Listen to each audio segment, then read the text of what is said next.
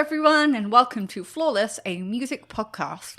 My name is Georgiana Fleur, but for the purposes of the podcast, you can call me George. I am joined by my co-host, Liam. Hello, everybody. You can just call me Liam, that's fine. And Grant. Hello there, music fans. You can call me Grant or Grant. I'm just happy to be here. Jeez. So each episode on Flawless, one of the co-hosts or sometimes a guest will nominate an album that they think is flawless. But what that flawless means to them could be different. So we have to learn about that on each episode, which is quite exciting. I like to think about flow. I like to think about flow of tracks. But we have a Facebook group, Flawless Friends and Family. So there is a link in the show notes because it's too difficult to write out or spell out to you. And we are going to start announcing in advance which albums we are covering for our episodes. Oh, are we now? Which we have done for today's recording. So that is very exciting. We have a Patreon. So from $1 a month, you can get bonus episodes. And there's a link to that in our show notes as well. And Clubhouse, that new audio platform for all the cool kids. We have our own chat there where we chat about podcast episodes and about your Flawless episodes on Tuesday nights, 8 p.m. Australian Eastern Standard Time. So if you go to Australian Music Industry, the club on Clubhouse, then you can find us. It's very exciting. And then you can follow all of the hosts too, which I highly recommend because we're awesome. But today we have a guest. And may you please introduce yourself? Yeah. Hi, I'm Ruby Barnsley. I'm an artist and a musician. I work a lot with photography, with video, with painting, and with music. I'm one half of Ethically Fraught with MJ O'Neill, and we do art pop, experimental art pop. That's awesome. MJ O'Neill, Thank you. Previous guest MJ O'Neill. Yes. Previous guest indeed. People will remember. From such things as Sleater Guinea. Yes. Yes. Awesome. There we go. So as you are our guest today, Ruby, you have nominated an album that you think is flawless to this crowd. So would you like to name that album for us? I would. It's Post by Bjork.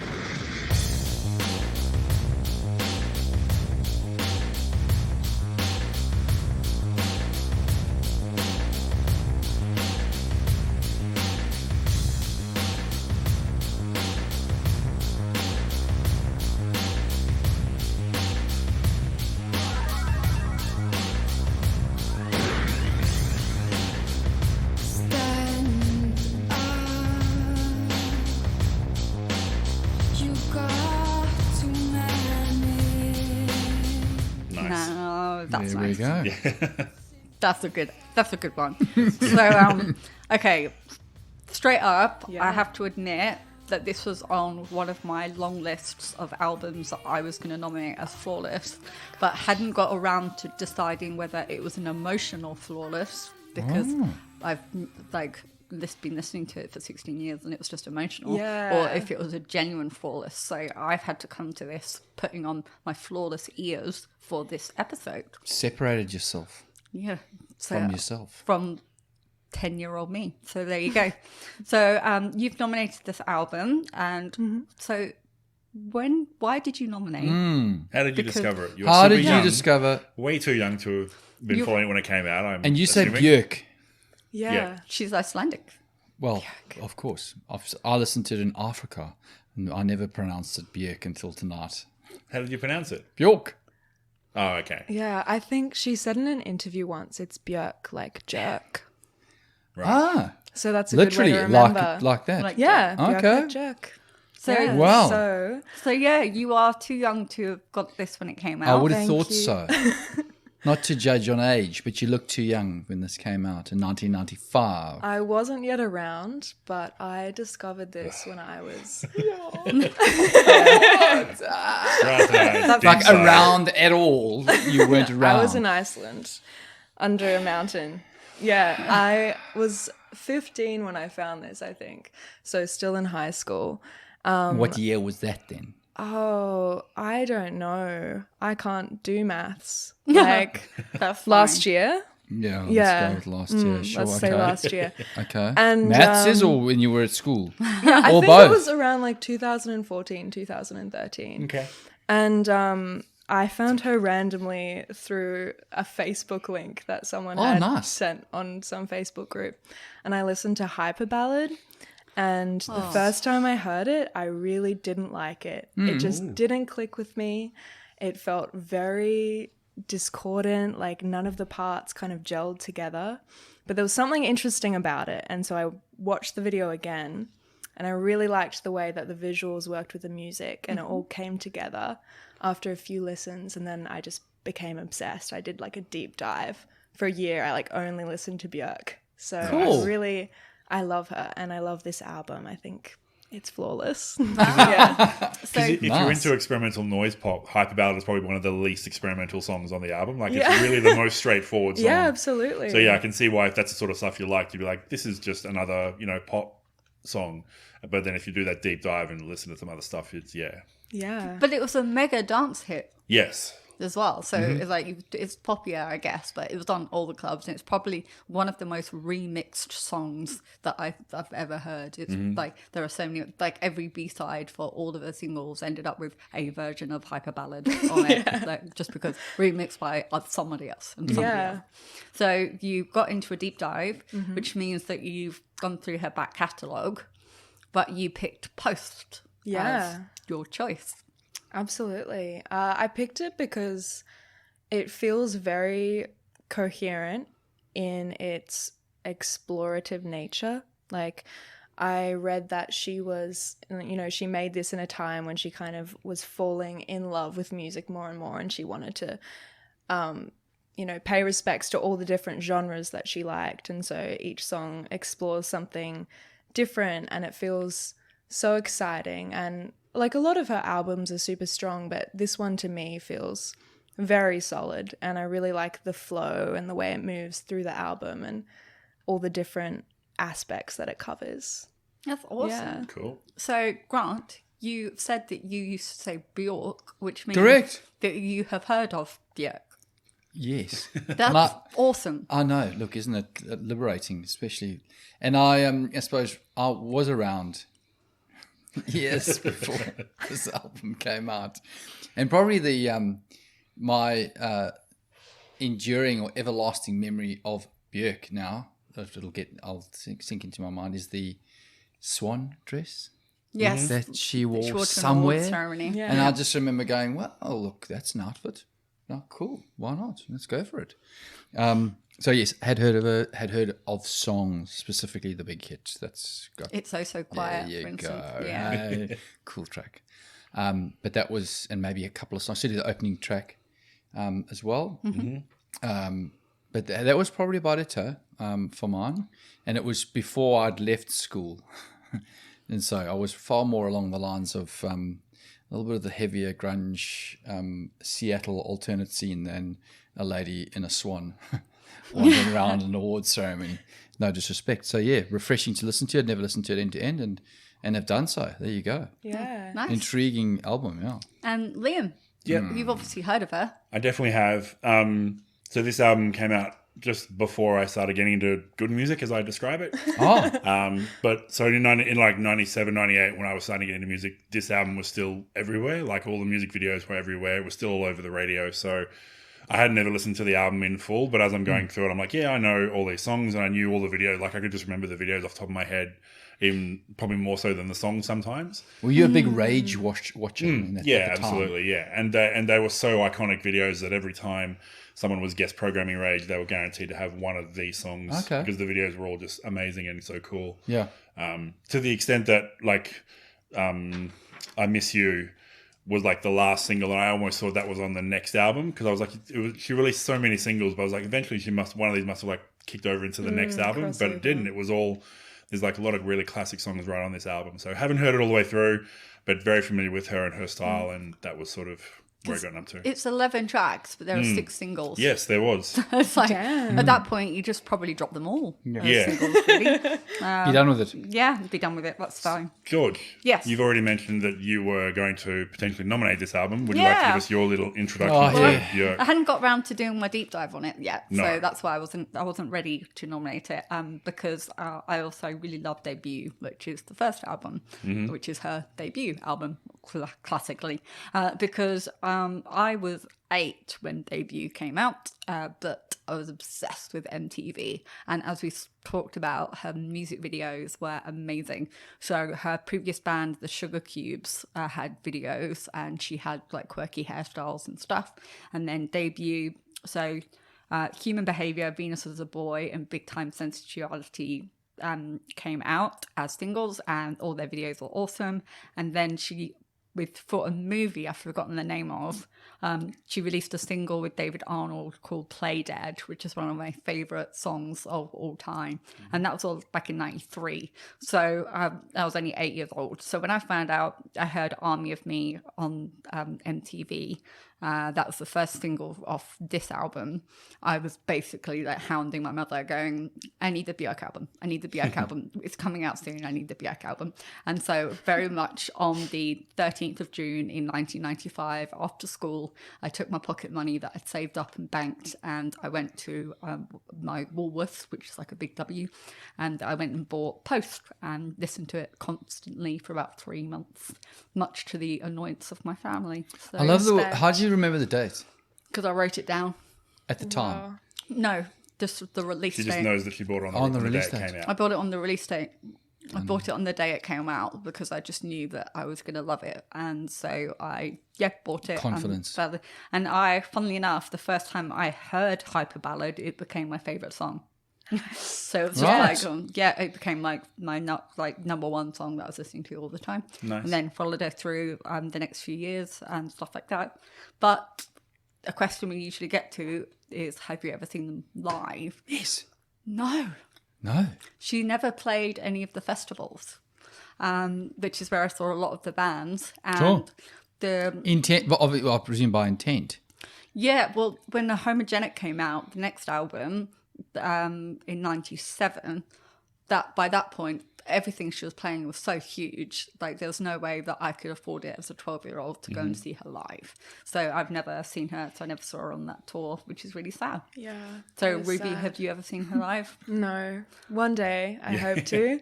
Yeah. I had, there was a missed opportunity. I could have seen her live in Sydney once, but I didn't go because, I wasn't in Sydney and I didn't want to pay for tickets. But yeah, Yeah, a half show would be quite expensive, I would imagine, not to mention the travel and stuff as well. absolutely. Yeah. So it would be a really big deal. Yeah. Did you listen to that earlier band, Sugar Crushers? What? Sugar Sugar Cubes. Cubes. Sugar Cubes. Have you heard them? They're also Yeah. good. Yeah. Yeah, they're fun. So Icelandic kind of like fun pop stuffy, like just really good. And she had a hairstyle where she had all these tiny buns all over her head, and that became like the fashion of like I've seen the that. 90s. Yeah, like, and she had it on in some quirky Icelandic like pop band in the MTV. So there you go. So, but for Post, it opens with Army of Me. Yeah. Let's talk about that. Let's. Ruby, Yeah. when you listen to this album, you put it on and you were unsure about Hyper Ballad, and it starts with Army of Me. What happened to you when you listened to that? Oh, I think I probably initially didn't like this song either, but now I love it. It's so grimy and Yeah, good word. powerful, and it is. It's and great. It's cool. It's I very liked like it. driving, and it just keeps you in the tension the whole way. But at the same time, it's super catchy and super poppy, and I really like that nice balance of those two things married together. I find that's something really interesting with her, and something that she does throughout this whole album. Because it's industrial. Yeah. But then, as you say, her vocals like go from whispery singing and talking and all sorts, and just like carries the obscure lyrics like really nicely. It does. And apparently like the drum beat is When the Levee Breaks by Led Zeppelin, but sped up. Okay. Yeah, Cool. so it's a sample. Yeah. That's nice. Because that would have come out, like it's 95, so this is right around the time that Trent Reznor and Nine Inch Nails are about to make industrial rock the Huge. thing. Like Yeah. it's not going to be that outsider stuff anymore. Like people are going to be way more accepting of it. So I think she hit that song right at the right time. So just to go, the album very quickly went number 2 in Australia, number 1 of course in Iceland, number 2 in the UK, and it went to number 32 in the US Billboard charts. And number 10 in the Euro chart. Just 32 generic only. Euro. I would have thought gone high in the US, but And in the Hottest 100, Oh So Quiet got number 5, Army of Me got number 83, and then the next year in 96, Hyper Ballad got number 53. Which I think Hyper Ballad might have been on the compilation from 96, which is basically where I got all my indie music stuff. That compilation album, I just lived that album for the next 3 years. So I think that's where I might have heard it first. Yeah. So Army of Me went to UK 10, Australia 35, US 21 event, and Iceland 1, obviously, which is nice. You'd think Iceland would be like supporting her every time. But yeah, as a first single, I think it was a really good choice to release the album. So you talked about the videos from the first album. Did Michel Gondry direct all or any of those as well? Because he directed most of the videos from this album. I'm pointing at DVDs of an entire DVD of Bjork's like videos that Michel Gondry has done. So Right. I don't know if it's Those ones all in of them, particular? but I know it's quite a few, and they are really like catching, aren't they? They are pieces of art. Yeah. So it's one of the producers. So Bjork produced with Graham from 808 State, which is awesome, Tricky from Massive Attack, and Nelly Hooper, who does Smashing Pumpkins U2, but more relevantly does Baz Luhrmann. So has done like Baz Luhrmann soundtracks. So she worked with Hooper on Debut as well. So you can kind of get those sounds, those big orchestral. There's a lot of strings and stuff like that. So yes, I think that's pretty awesome. But there are 7 different people credited with programming. Yeah. And there are 20 musicians and 11 different people in production and engineering. Wow. So that's This was not a couple of people walking to the studio and thrashing something out. This was a very crafted, very well thought out piece of material. Absolutely. Did you know about her? She had to run away to Spain after this album because she had a murder attempt. Yeah. Which was I hadn't heard about that. she had a stalker called Ricardo Lopez. And he was obsessed with her and used to make all these videos about her and all this kind of stuff. And then she started dating Goldie, like this like kind of early grimy kind of guy back in the UK. So he mailed a letter bomb to her home in London, then filmed himself taking his own life, and the police found him 4 days later and managed to intercept the mail to stop her from getting this letter bomb. So her whole team just wrapped her up and took her to Spain and hid her away for a period of time because she got really scared after how big that she was. So that was like a dangerous thing. So the Bjork stalker. So I was thinking with Army of Me, something was hanging in my head and I figured out what it is today. So it's that stop messing with me or I'm really gonna lose it and you're gonna see something you really don't want to see, which is the theory behind Limp Bizkit's Break Stuff. Is like, screw you, I don't want to, I don't know why this jumped into my head, but it's like, screw you, fuck you, don't come near me, I'm really gonna hurt you if you come at me. Except Fred Durst sounds like a child, and this actually sounds scary. Like no one actually feels like, oh, I better be scared of Fred Durst if he's really gonna come at me. Whereas you listen to this and you're like, holy shit, whatever I was doing to her or whatever she feels about what I was doing, I'm like backing away slowly because I don't want to accidentally trip or anything. I'm just like, no, I'm like, this is actually scary and aggressive, and the other stuff is just child's play. Yeah, I would want to cross Bjork. Oh, she goes for it. Yeah. She really does. She's one fierce woman. Okay, so where do you want to go on the album now, Ruby? Because we could just talk about the 6 singles, but I feel like we need to jump around a bit. Yeah, absolutely. God, I love them all. I think what's interesting to me, if we go back to the production, I know that she actually produced most of this herself when you consider the whole process of making the album. And I found that really amazing. Like, she went to the Bahamas and was very explorative in the way that she recorded parts. So I know that she did some songs, like she would go outside with a really long lead on her microphone and like go by the ocean and sing. And then one track was recorded in like a bat cave as well. Nice. And then she brought all these recordings back to the studio and kind of had people jump on them again. But That's another just song, epic. yeah. That Yeah. sounds so exactly cool, like yeah. something that I imagine she would do. Absolutely. I'm standing here going, yeah, that makes sense. Yeah. That's not surprising. No Yeah, questions. completely Yeah. unsurprised. Continue. Yep. Yeah. I really, really love the track Isabel. I think that is just incredible. The rhythm when that first comes in is just unstoppable and so captivating and feels very eccentric but natural. Like it kind of feels tied to the natural world very much. And I guess that's what it's about as well, like her conveying a message of like going back to nature to people in the cities. And yeah, it's very cute as well. Well, there's That's great. strings and horns, and Yeah. then the almost chanting drums. So I think Nice strings. makes Yes. it. None and ours. No, no, I no. thought of- Yeah, but there's mystical sounds. Like, Yeah. definitely. Very mystical. Some of the Yeah. orchestral stuff in the rest of the album is then fed through like a stomp or a pedal or whatever, whereas this is one of the ones that's just, when it sweeps, it just sweeps purely orchestral, which is really cool. Yeah. But yeah, I love that big epic sweep in the chorus. Is amazing. And it has a lyric that I really love. Oh, so much. In a heart full of dust lives a creature called rest.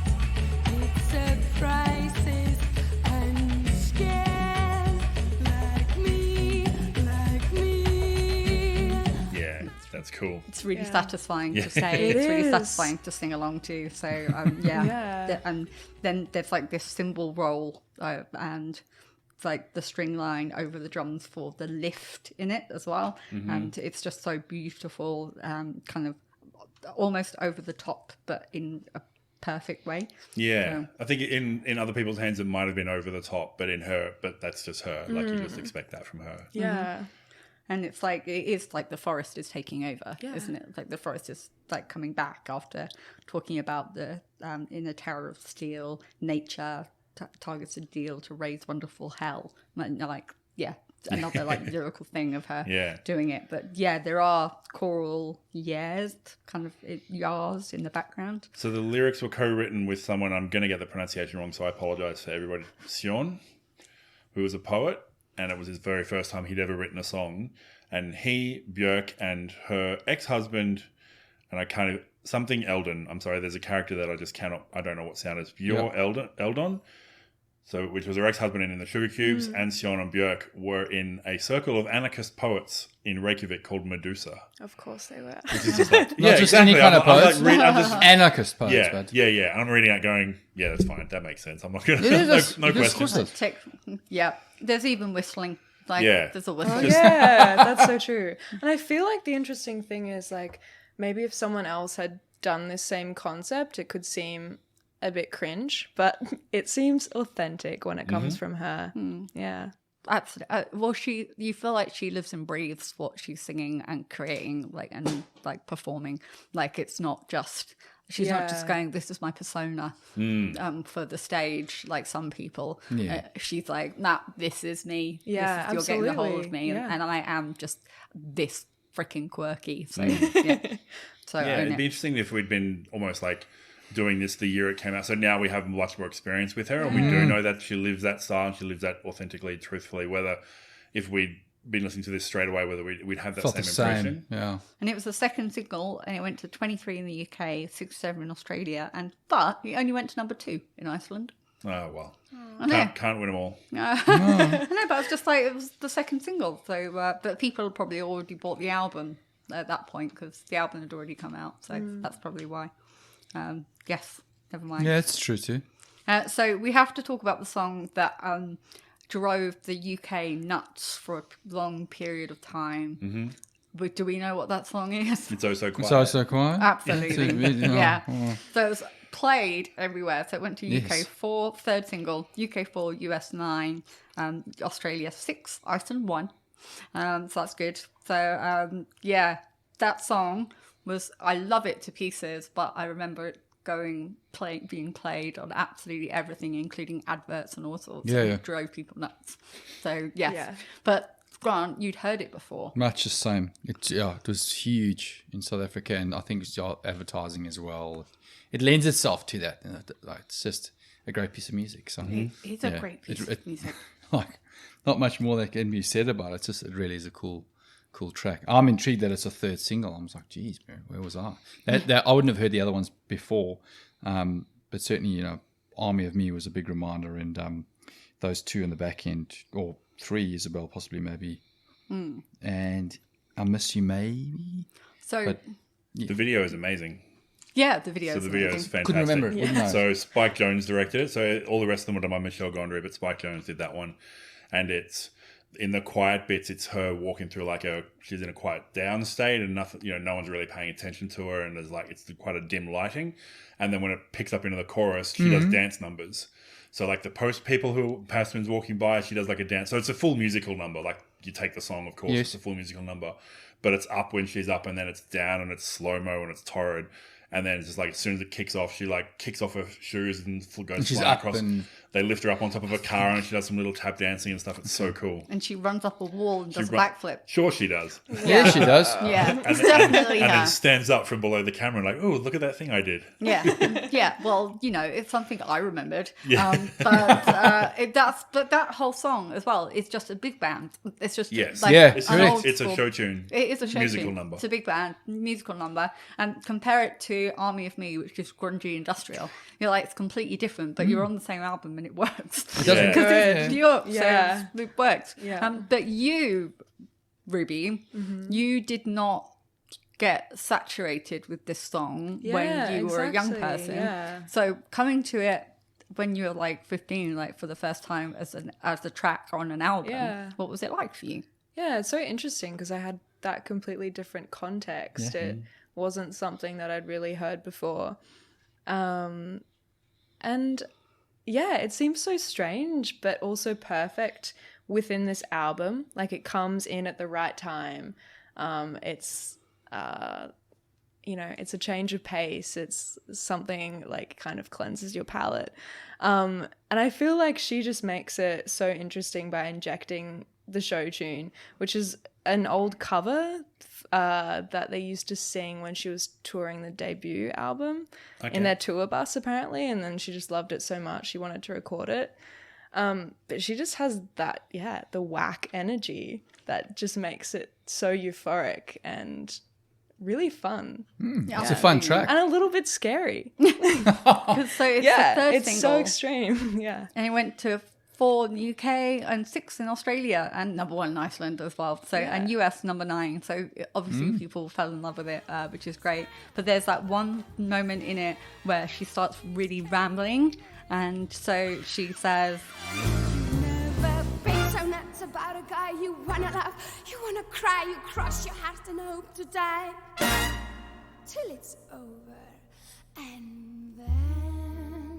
and then it goes back into this like quiet verse again, and it's just, I love the change of pace between the track. It's just really I've written there's a constant lift and drop. So the whole song is lift and drop, and they did that perfectly as you described in the video as well. Yeah. They made it so she's wearing an orange dress, and it's really vibrant during the vibrant moments, and then for some reason it just looks like she's a solo person looking sad in an orange dress amongst dull people, and they do that so well.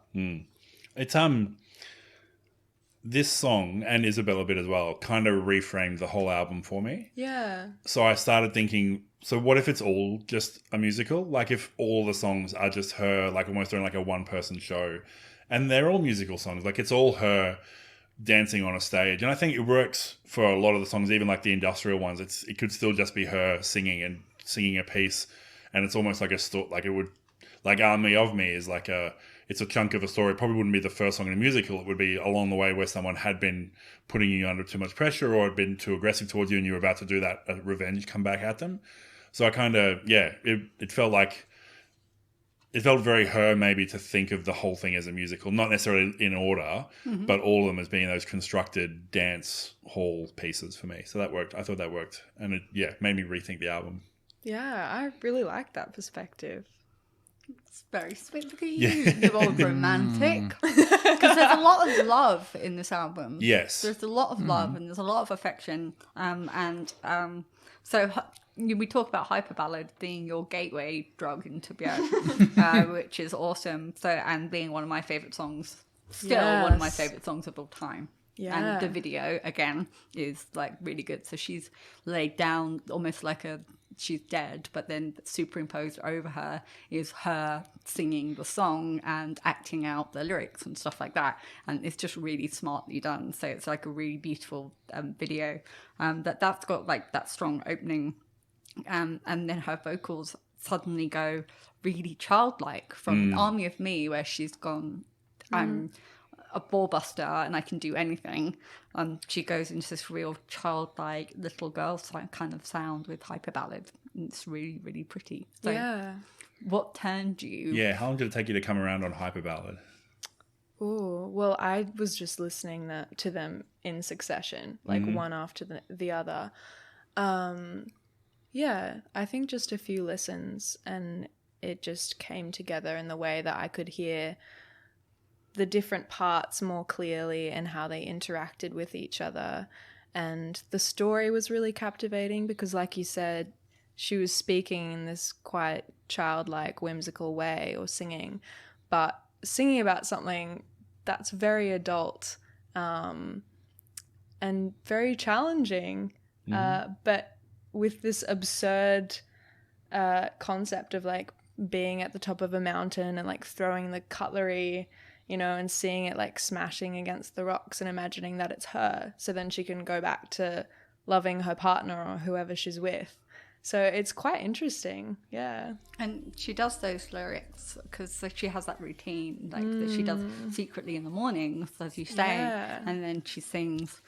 I go through all this before you wake up, so I can feel happier to be safe again with you. And I'd love it if somebody said that to me. Just like it's like I do this special thing just so I can feel extra safe in your arms or what have you. But yeah, and she also says she pronounces here in that yeah kind of way, which I really which is has always been beautiful. But by the third chorus, the drums ramp up into like an epic dance track, which is why it went into the US Billboard Dance as #1. Like when it came out, which is awesome.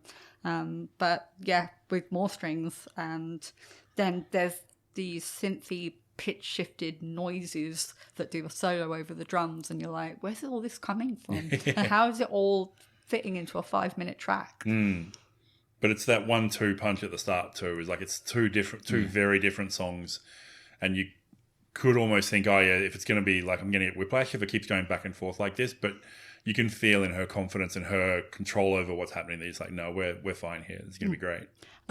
I've definitely been to raves in fields where this song had been played, but remixed versions where you don't get the quiet like outros and stuff. No 3 minutes of soft stuff to start in a rave. You need to go Power, right in. Power, hardcore, mixed with some extra dirty beats and all that kind of stuff. But, you know, men and women alike are dancing at a rave to hyperballad, and it's just like one of the most like invigorating experiences that you could possibly have. Just so you know. Not to bring men into this too much, but there's a really awesome cover of this by an Australian artist called Whiteley, who does an acoustic guitar version of it, like just plucking those notes at the start, like the really fast stuff. Yeah, really cool version. So check that out if you can. Whiteley, yeah, okay. Or Whitley. I never really. Yeah, he was sort of did a couple of albums and disappeared. I saw him play a few times, and he was always so cranky. He played a soft acoustic guitar and then got cranky when people talked. So it was quite amusing. That's everyone loved that song. I think that was one of his most popular ones. Like they were waiting for him to play that one. Yeah, just like I'm waiting for you to play a song you've not written. Yeah, which probably made him even crankier. Well, that's what Jose Gonzalez did when he covered Heartbeats. Yeah. Everyone plays it at their wedding, and he's just like, "This was just a cover of an electro band." Like, oh well. And I was in a metal band beforehand, and this is all very confusing. Cool. This is good. So there is we've got I Miss You, we mentioned, being so this was the 6th single that came out, And the drum beat, the very beginning sounds almost like a typewriter, which is a nice sound. Yeah. But then with like organ comes in, there's an organ melody. So I really enjoy I Miss You. So that also went to US dance #1. So tell us, Ruby, how do you feel about I Miss You? But I haven't met you yet. Yeah. Such a good line. Oh, cool. Oh, I wrote that one down. I got you that wrote one. that? Oh, yeah, Nice. but I haven't met you yet. Yes. You got it. Yes. I love all the different like complex interlocking beats in it, and it's just all the different textures as well. Like everything just has, I don't know, something unusual about it. Like it's just every sound is twisted in some way to make it interesting. Yeah, and once again, she just has so much energy. Yeah, I think I kind of compare this track a lot to Enjoy. Like in my head, they feel like sisters in a way. Like they have a very similar energy. I can hear that. Yeah, but I think they complement each other really well. Yeah. That's awesome. A lot of bongos in this Oh, yeah. I Miss You. I Yeah. love the bongos in it. love that. Congo, It bongo, sounds- sure. It stops at a point, surprises like it you. stops at one point for just a bongo break, Yeah. just a dance break for a Yeah. bit of bongos, and there's dueling trumpets, so it's not just one trumpet part; they're actually like layered over top of each other and going at each other, and then that all stops for like some trip hop stuff that Tricky obviously brought in and did a bit of, and then just all these lots of little parts that in anyone else's hands probably wouldn't fit together. But she's just such a master songwriter and crafter that it all just works together really well. She's got an army as well in support. Like, That's the true. thing. Yes, like it's But not I always three feel like piece. with her, she finds the people who can bring her vision to what Sure. it's going to be. Like Yeah. I definitely feel like we've had other people where it's like a leader, but then the other people are doing really awesome stuff as well, but they're contributing the songwriting stuff. Whereas I feel this is always her is more just her, not just her, but it's definitely her vision. Absolutely. And again, at the very beginning of that drum breakdown, there's whistles. So you can imagine that you're at this big drum circle and somebody goes like whistles to start, and it's like then the drums kick in. Like it's like your invitation to begin. And it's really great because her vocals go from really subtle into full power, and then she growls and Yeah. stuff, and she does a full range just in one song. And it's got the cute lyrics. I'm so impatient. I can't stand the wait. When will I get my car down? Who are you? I know by now that you'll arrive by the time I start waiting. So she does that in a really pleading, awesome way, and then it just goes into dance time. Yeah. Like the rest of the song's just like do, do, do, do, do. And you're like, okay, we're just dancing. So she's pleaded, now we're dancing, and so you genuinely feel like she is missing somebody and has conveyed it well. Like she knows what the relationship will be like when it happens, but it's not like she hasn't even identified who that person is yet. Like they're still just off in the distance. Grant, Yes. any double tick songs from you that we have not covered yet? Oh, look, I had to go, obviously, Army of Me as the double off the bat, and it's so quiet. There are a lot of ticks sporadically around here. And mostly I Miss You, which I got the lyrics and the Congo drums and the trumpets as well I had. Possibly maybe the other Yep. Oh, possibly Possibly maybe that's the in other between. single. Yep. with that dial tone in the beginning. Yeah. And backing vocals, and I need to write slower and clearer because it's disgusting. Organ and backing vocals I've said in there. And I couldn't remember what specifically about it, but possibly maybe it's a good one for mine as well. When I was doing a proper deep dive listen, and I had so I've been listening for the last few weeks, it was the first time that I heard I think it's from verse to chorus, there is a rainmaker does a little tinkle of a rainmaker, and then it goes into the drum drop and then all those vinyl hisses and stuff like that. But it was the first time I literally noticed because I was doing the deep dive for the podcast. So it's lovely. So possibly maybe has, like, it documents that stage of the relationship. So it's the start and then it goes up and then she's lost and it's like, so she's all excited, but then she's so excited and then wondering where the commitment and the love is actually going to be reciprocated. And then by the end, she's finished, she's out of it again. So it's like one verse and chorus of It's Oh So Quiet, but completely inverted the emotions. Like, It's Oh So Quiet, you always feel like she's excited. It doesn't matter if it's ending, she's excited to have done it. Whereas this one, it's like, I've gone on this journey with you and maybe it actually hurt me more than was worth actually doing. So it's just like the same themes, but just completely inverted the style of music and the lyrics and everything. Yeah, you're so right. Yeah. Because she goes from singing possibly, maybe, probably love at the very beginning, and then halfway through when she's having this change of heart, she is going, like since we broke up section, she's just saying possibly, maybe, possibly, maybe. So she's dropped the probably love now. And so this is her journey going, I started from going, I'm in love with you, to going, no, you're out of my life. You're just a possibly, maybe now. Yeah, I really like the arc of the storyline in that song. It's good. Yeah. But it has a line which I love because it's how I feel about my current partner. As much as I definitely enjoy solitude, I wouldn't mind perhaps spending little time with you sometimes. Yeah. And so I'm just like, I like being alone, but also I'm like, for you, maybe I'll possibly get some time. Very Bjork thing to say, like 100% on board with isolation. I don't want to be around anyone. I'm perfectly happy being completely alone. Except you, maybe, please, could you just help me out a little bit? And I'm going to write an entire song, but then, no, we broke up. Yeah. So it's actually about a real relationship that she had with Stefan Sednoe. Again, sorry, everybody. So it documents like their real relationship that they had. She is like weirdly autobiographical for somebody where it sounds Dadaist almost in like the lyrics. So you could imagine that she's just writing fantastical things and just putting things together, but they are all genuine stories. I get the impression. So, yes, it's beautifully lovely. But we have a duo at the end of this is where it was perfect for me growing up. You know, back when I was young, Ruby, if you put a CD on, you couldn't just pick the tracks you wanted on a playlist. Compact disc. Yes, you had to just play the CD from start to finish.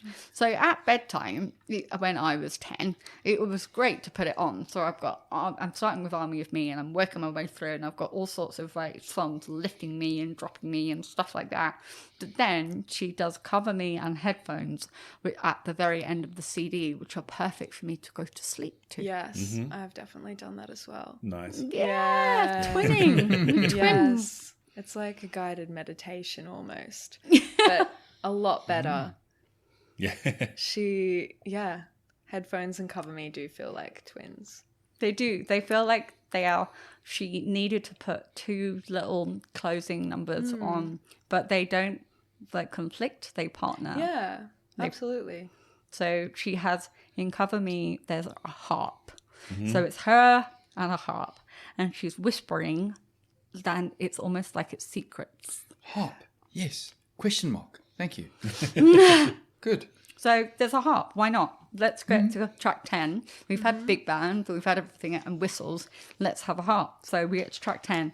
And the vocal effects feel like she's put her hands around the microphone and she's whispering into it in order to get that kind of effect. Like there's no pedal that makes you get that effect. It literally feels like she's having like this really intimate moment with the microphone and singing, I'm going hunting for mysteries, cover me. Like it's just really cute how she's doing it. So and it, just before she goes into Headphones, which is the closing number. So you like those two as finishers?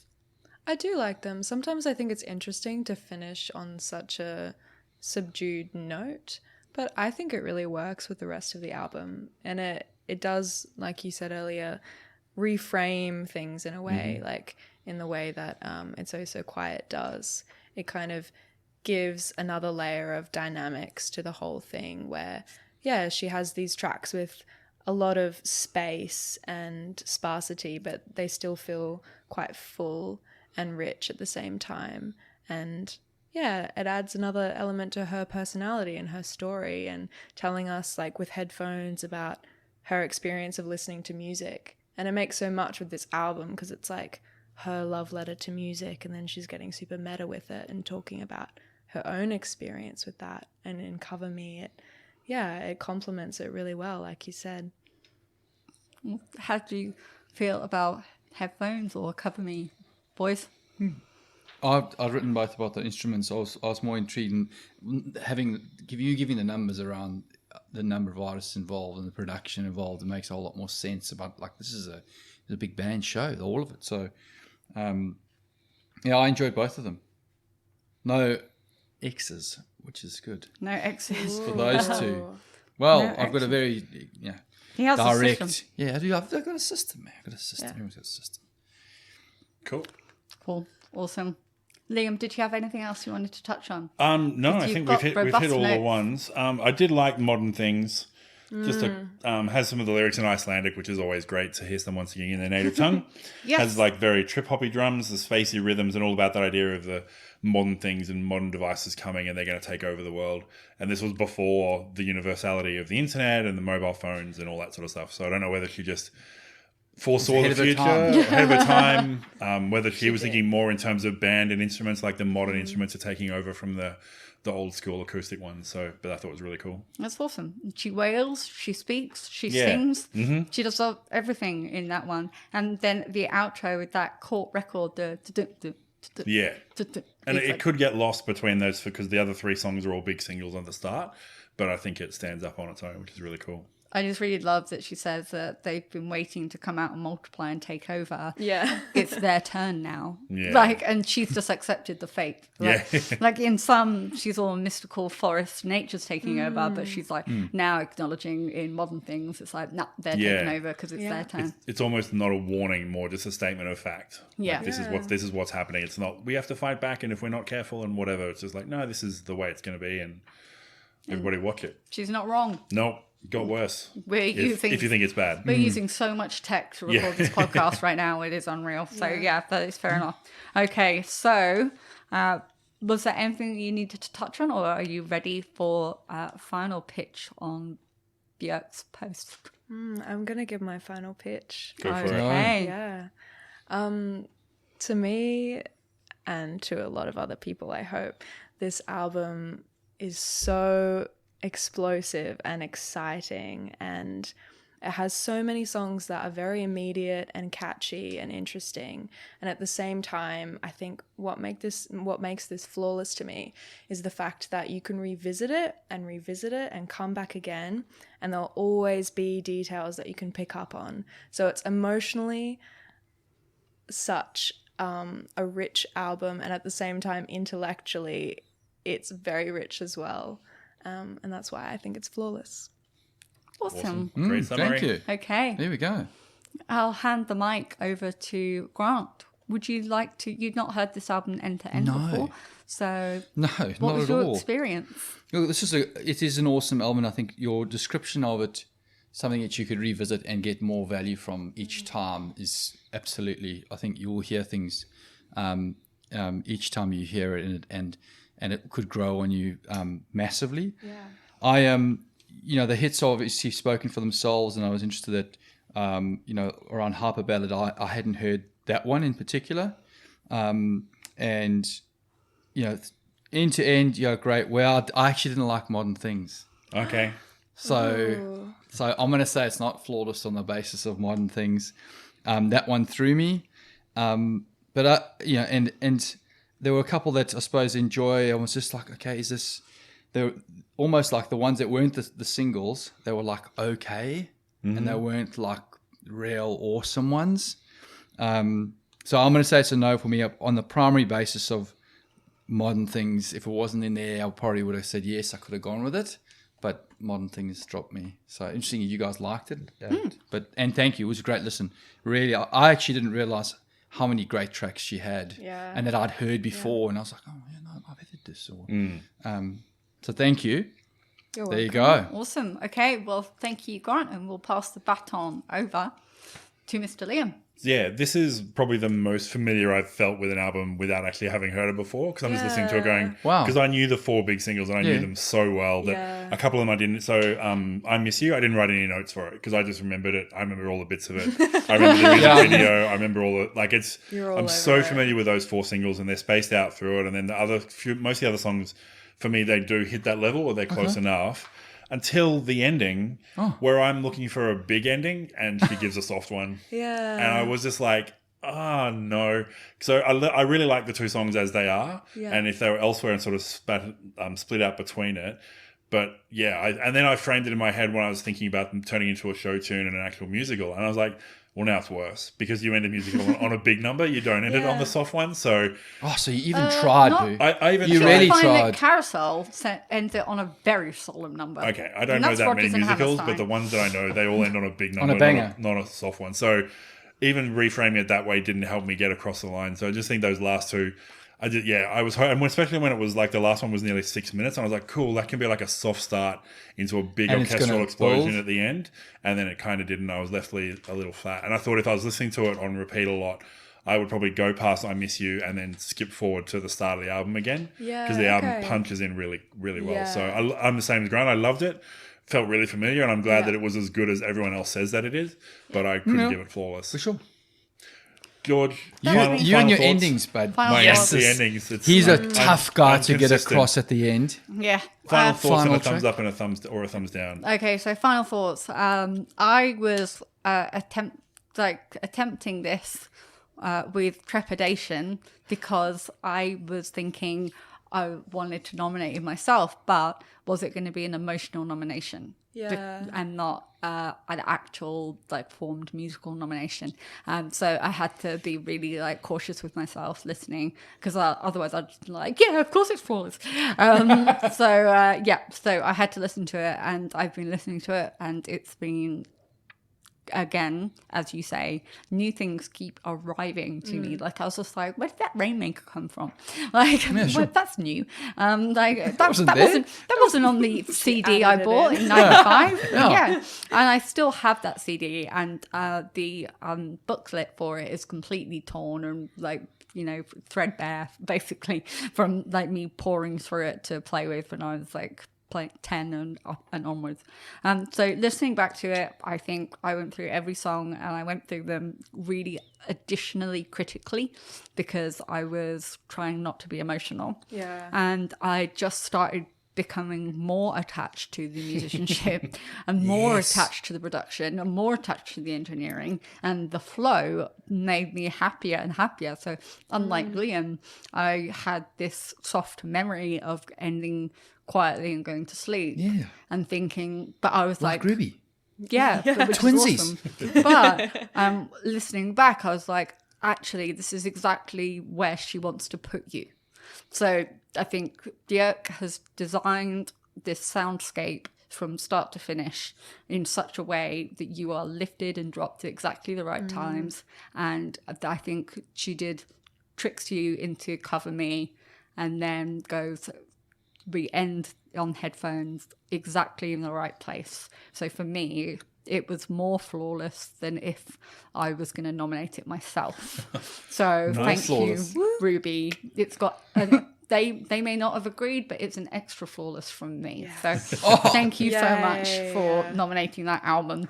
And we have to thank somebody else. The listeners, of course. So thank you for everyone listening to the podcast. We have Facebook, Twitter, and Instagram. We are at Flawless AMP on all of those. So you can join the conversation, like a post, you can give us shit or give us a rating. Every little bit helps to find more music lovers like you, because you just listened. Or you know what, just tell a friend. That would be awesome. And join our Patreon. It's in the show notes. You can just click on it there. Thank you again for listening to this epically awesome podcast, and we will see you next time.